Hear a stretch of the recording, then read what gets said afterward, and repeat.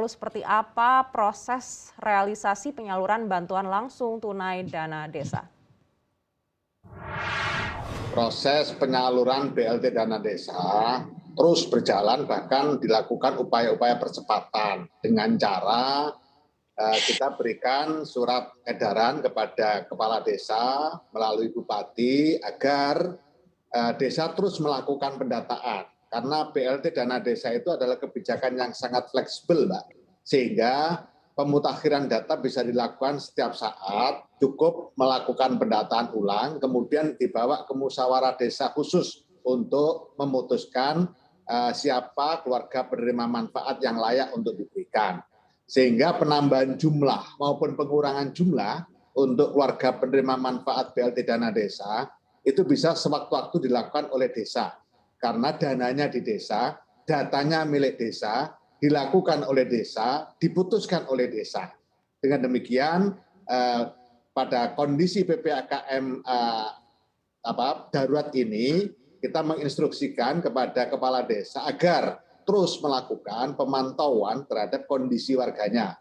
Ketika kondisinya ada penambahan warga yang layak untuk menerima BLT dana desa karena dampak pandemi ini, maka langsung dimasukkan di dalam data penerima dan dibawa ke Musdesus, diputuskan di Musdesus, maka dia sudah berhak untuk menerima BLT dana desa.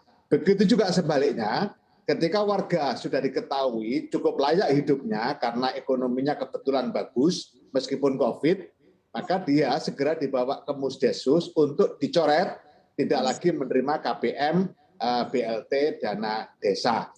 Nah, data terbaru perlu kami tegaskan, kami luruskan tadi, sampai dengan 15 Juli 2021, akumulasi per Januari sampai dengan Juli itu 5,9 triliun, Mbak.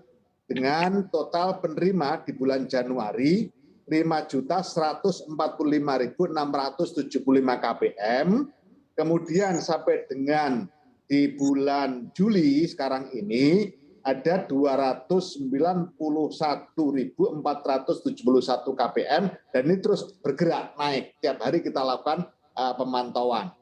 Dan ini dijalankan dengan cara percepatan termasuk relaksasi yang dikeluarkan oleh Kementerian Keuangan, di mana dulu sebelum PPKM darurat ini, setiap mau mencairkan, desa melaporkan pemanfaatan dana desa untuk BLT periode yang pertama atau bulan pertama, kemudian akan disalurkan untuk bulan berikutnya dan seterusnya. Tidak berlaku rapel, sehingga tertata sedemikian rupa. Tapi setelah PPKM darurat ini, seluruhnya dilakukan relaksasi sehingga bisa nanti menerima secara rapel, misalnya dia bulan Maret belum menerima, April belum menerima, kemudian sekarang keluar, bisa saja Maret, April diterimakan, kemudian Mei, Juni di bulan berikutnya sesuai dengan kondisi penyaluran dana desa dari rekening kas umum negara. Sedangkan sampai dengan 15 Juli, total dana desa yang sudah tersalurkan 29,442 triliun, menyebar di 70.083 desa dari 74.961 desa. Ini yang tahap pertama. Jadi tahap pertama itu sudah salur ke 70.083 desa dari 74.961 desa. Sedangkan tahap kedua yang mulai pada Juli, jadi tahap pertama itu hitungannya Januari sampai dengan Juni, kemudian tahap kedua Juli sampai dengan Desember, ini sudah salur ke 13.509 desa dengan total dana 3,775 triliun yang sudah disalurkan di tahap kedua.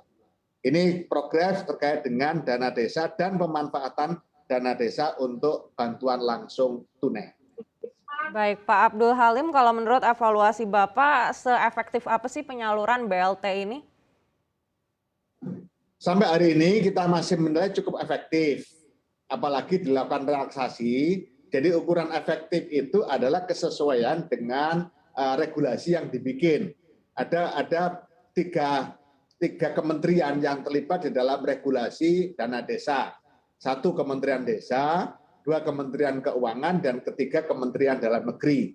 Kementerian Keuangan terkait dengan kebijakan penyaluran dari rekening kas umum negara ke rekening kas umum daerah, kemudian masuk ke rekening kas desa, RKDes. Kemudian Kementerian Desa terkait dengan prioritas penggunaan dana desa, dan Kementerian Dalam Negeri terkait dengan administrasi akuntabilitas pelaporan keuangan dana desa. Nah, sampai hari ini kita terus melakukan sinergi sehingga diukur dari regulasi itu sebenarnya sudah sangat efektif. Nah, kemudian ada PPKM darurat ini, ada perubahan regulasi, relaksasi di Kementerian Keuangan dengan merubah pola yang semula harus dilakukan bertahap, laporan pencairan, sekarang tidak terjadi percepatan. Nah, dengan demikian nanti akan kita lihat apakah relaksasi ini kemudian berjalan atau belum. Pada minggu depan kita sudah bisa melakukan evaluasi terkait dengan efektivitas dari relaksasi ini. Demikian, Mbak.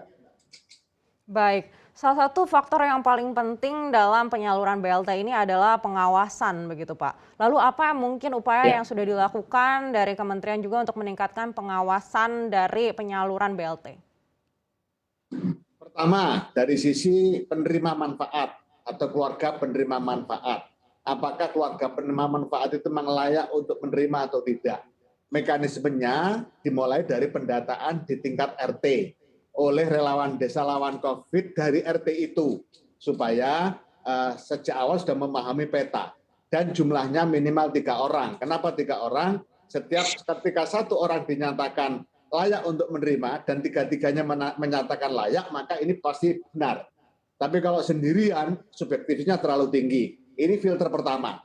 Kemudian filter kedua, Mbak, dilakukan di Musdes. Jadi semua data yang sudah dilakukan pendataan oleh relawan desa lawan COVID yang jumlahnya 3 orang dari RT setempat, itu dibawa ke musyawarah desa khusus untuk memaparkan hasil pemetaan yang kemudian dihadiri oleh seluruh representasi kelompok di desa.